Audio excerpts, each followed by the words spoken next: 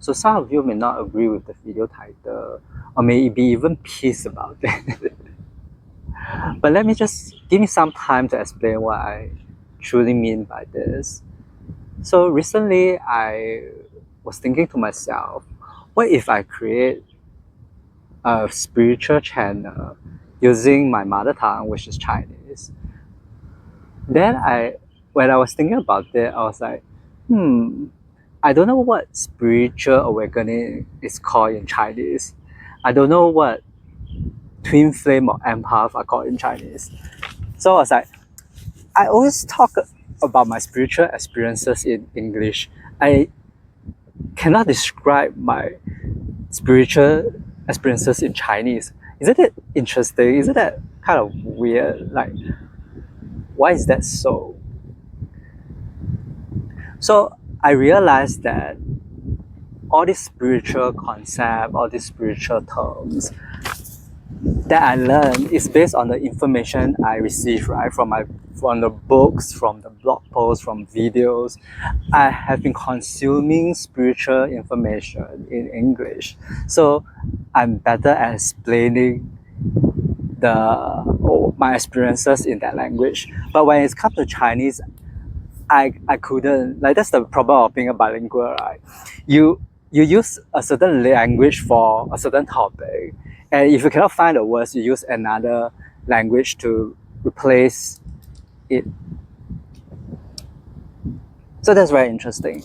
And that reminds me of this book that I read previously called The Fifth Agreement by Donald Lewis, I think.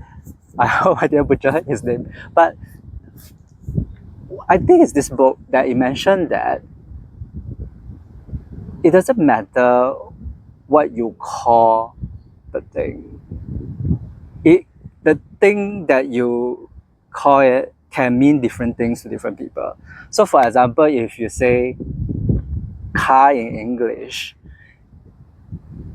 people who know English will know the word car represents a car. But if I were to say it in Chinese, like I say, this is 车. 车 is the phrase we use in Chinese. So people who know Chinese will know this, will understand this. But people who doesn't know Chinese will not understand this word. But it means the same thing. So isn't it interesting? Isn't it interesting that how the same thing can be referred to using different words? And so when you say someone is your twin flame, and if the other person doesn't understand this term, doesn't understand this terminology, and you know what, this term has quite a negative connotation as compared to the other two words. They may not understand what you're talking about because they don't have the experience, they don't have the knowledge of this word. But that doesn't mean that your experience is invalid. It's just that people see a term in different ways. Some might see it positively, some might see it negatively. And because our different experiences are mixed into it, it makes the term, this spiritual term, very difficult to find a one-size-fits-all definition to encompass all the different meanings that we are trying to convey. I remember my third book, Empty Your Cup. It was supposed to be translated in Russia. The publisher wrote me an email saying that, hey, there isn't this word mindfulness in Russian, so can we use meditation instead? So it's kind of interesting.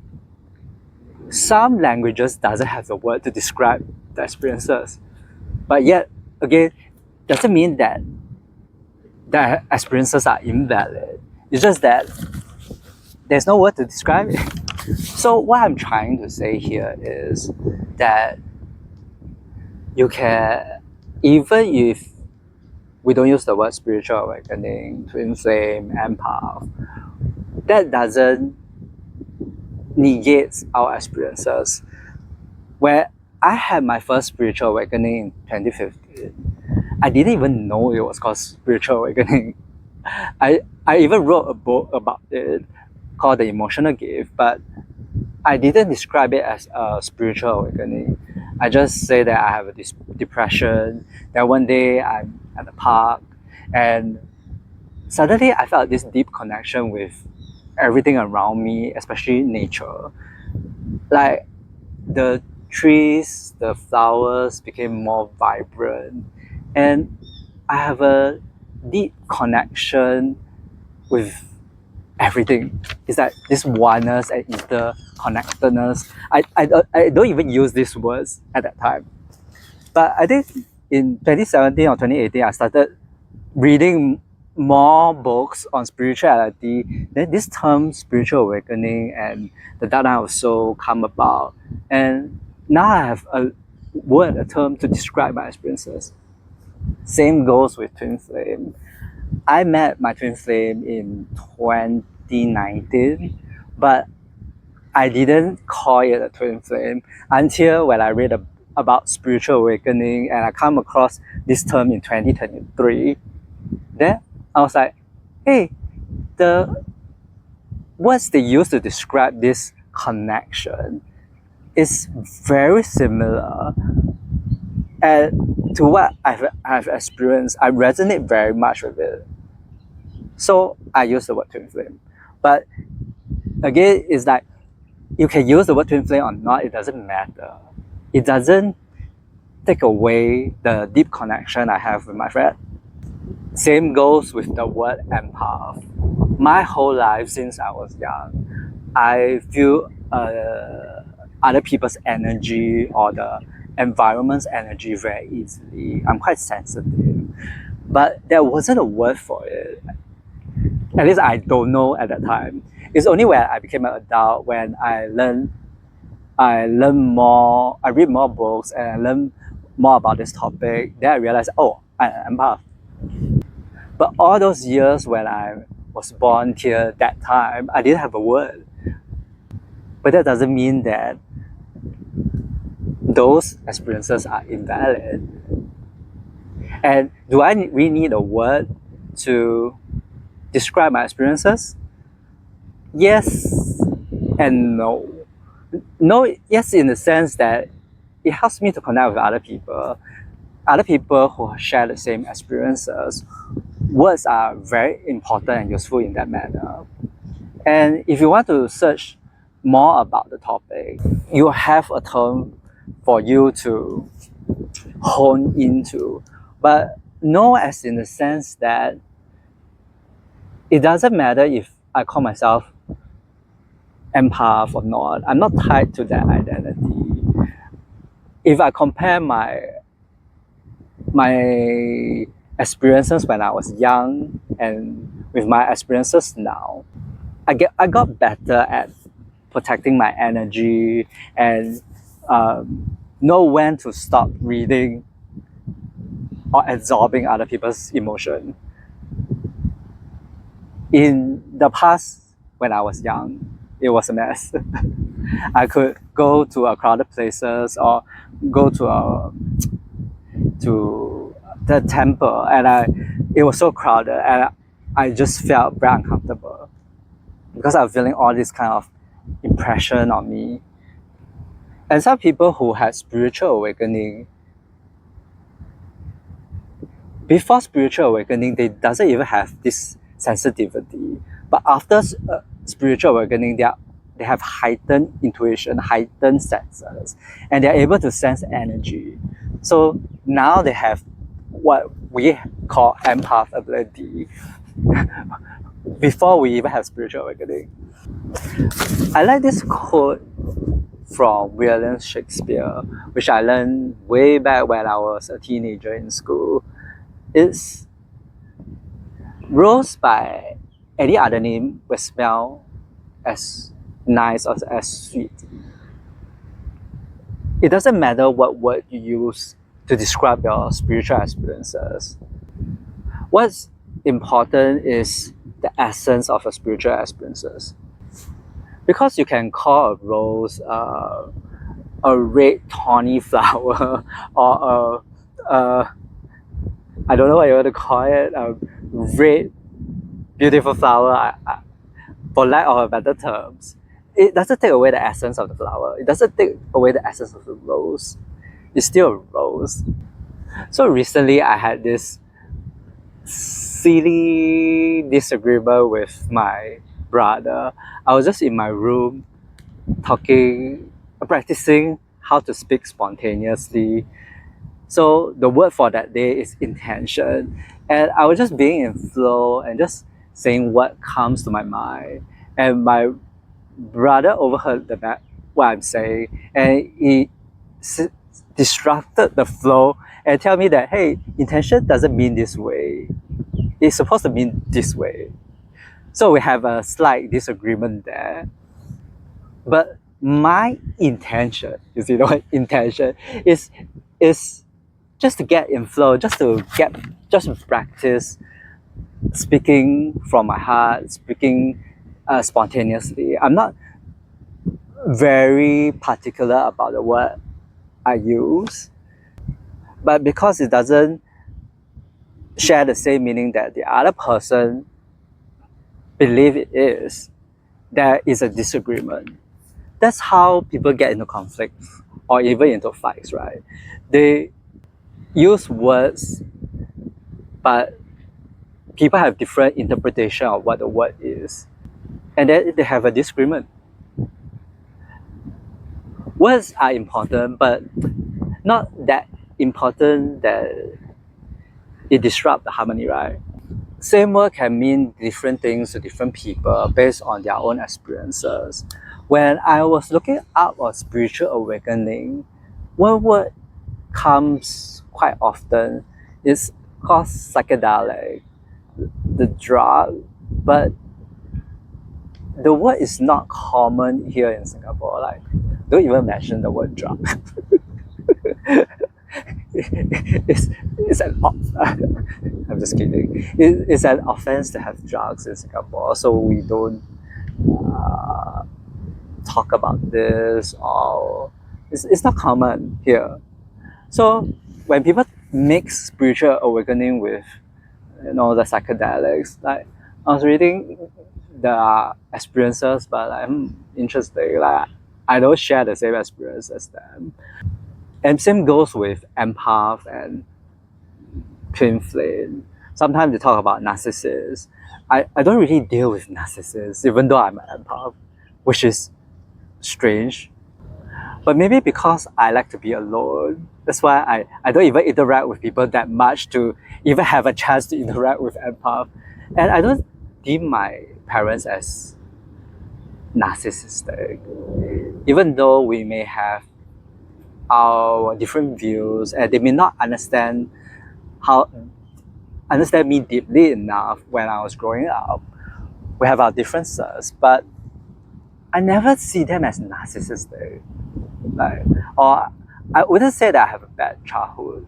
I would say that I have a emotional neglected childhood. Like my parents don't understand how I truly feel about things. But now it's fine. So one of the reasons why I stopped posting empath videos is also like that. Because I was researching about what I'm going to talk about empath, I feel like I have nothing much more to share. And the recurring theme is always about empath and narcissists. And because I don't have that experience, I feel that it's very inauthentic for me to share about that.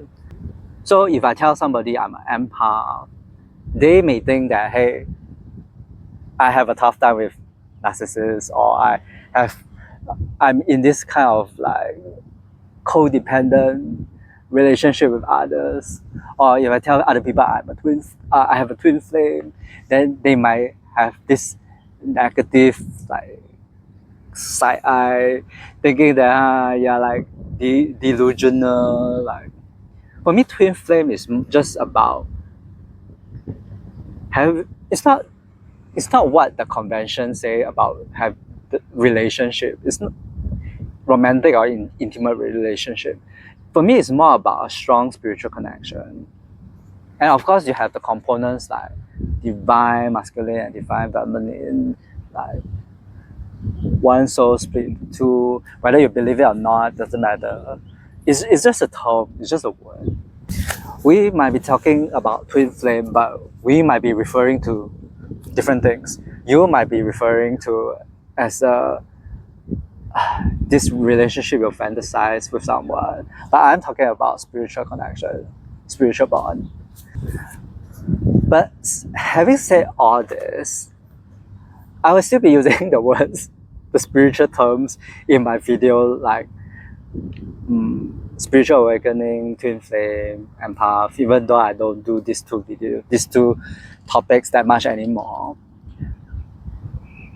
Because that is still where you find other spiritual people, right? That is how you communicate and how you find content to help you. So I'll still be using those terms in my video as the title.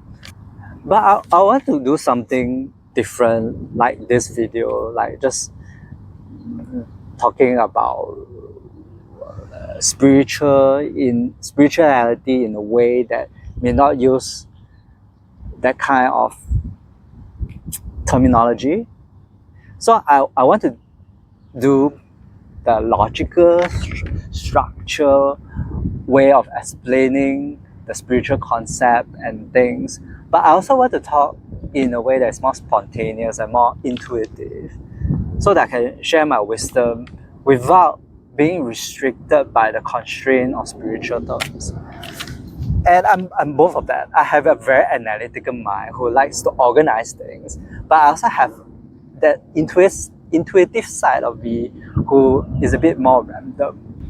I hope what you receive from this video is not to get too hung up on the spiritual terms, not to identify too much with the spiritual terms, like identify too much as the twin flame or empath. Like all these are part of me, but they are just one aspect of me. They doesn't explain the whole me, the whole experiences. Like, you get what I mean? When we get too fixated on a concept, we go down a rabbit hole trying to search for answer. Or if we are too tied to a spiritual identity, we got this attachment that keeps us trapped. It's like if you read about, hey, somebody experienced something like that in the spiritual awakening or in your twin flame journey. So do I share the same thing? Like maybe I will have the same experience. Like you kind of restrict yourself. You want to experience your journey in a way that is unique to you. And you want to trust your gut and intuition and navigate on your own. You don't just want to listen to what other people teach about this topic. Always consult your intuition. If it doesn't resonate with you, then leave it. That's always how I do things. If I watch a video, it doesn't resonate with me, then I think what that applies to me. So I think that's all I have to share for this topic. And thank you for watching. I'll see you in the next one. Bye.